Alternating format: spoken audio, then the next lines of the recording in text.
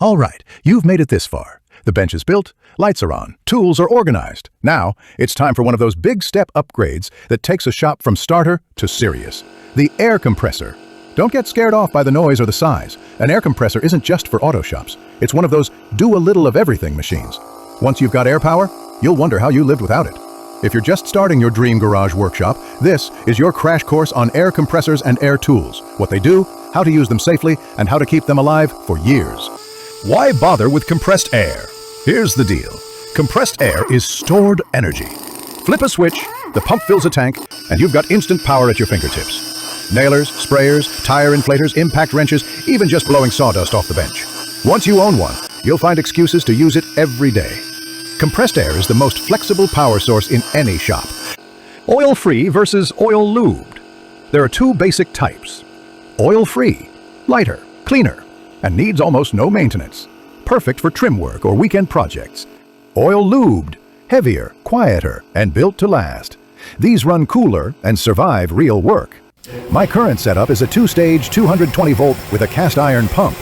Once we had an air leak overnight, that thing ran 100% duty cycle till morning. It got hot, but it survived. Try that with a pancake, and you'll be shopping for a new one by lunch. So, if you're new to air power, start small. But when you're ready for the long haul, move to an oil-lubed model, and you'll never go back. Tank size and CFM. Tank size and airflow matter more than brand stickers. Small, 1 to 6 gallons. Super portable, perfect for nailers, tires, or quick cleanup. Mid, 6 to 20 gallons. Solid all-around choice for most home shops. Large, 30 to 60 gallons. Serious territory. Usually 220 volts, higher CFM, ready for sanders and sprayers. Most tools run under 100 PSI, so focus on CFM at 90 PSI. That number tells you whether the compressor can keep up. A higher CFM rating means longer runtime before pressure drops. Portable or stationary. For most folks, a portable unit on wheels is perfect. Roll it to the driveway, tuck it away when you're done. Stationary units shine when you're restoring cars or painting regularly. That's when the big two-stage earns its keep. Just remember, the bigger they get, the louder they get. I've felt mine rumble through the concrete floor. Hoses and fittings. You'd be surprised how much the hose matters.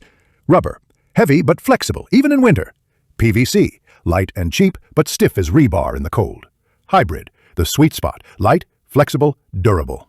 Whatever hose you pick, outfit everything with quick disconnect couplers, and yes, that includes the tire chuck.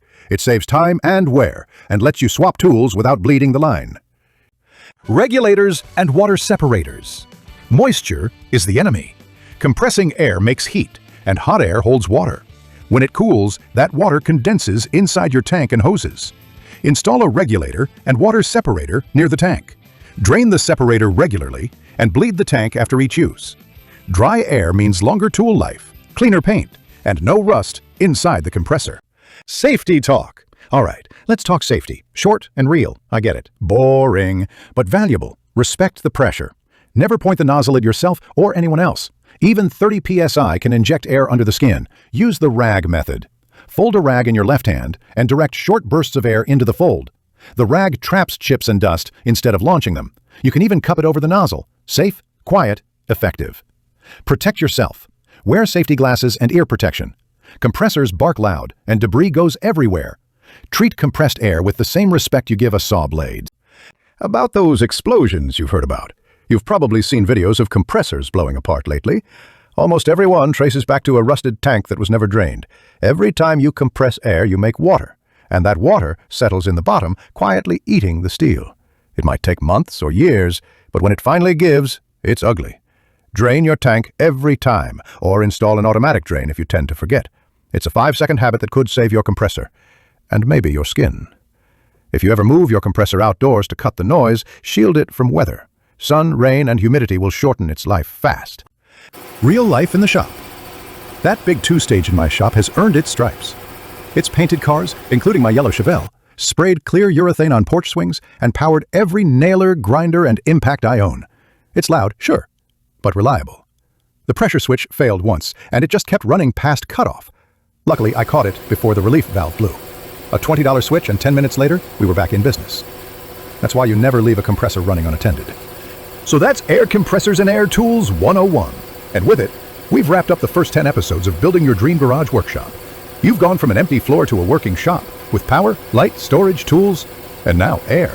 That's everything you need to start making, fixing, and creating with confidence. This series might pause here, but don't think it's the end.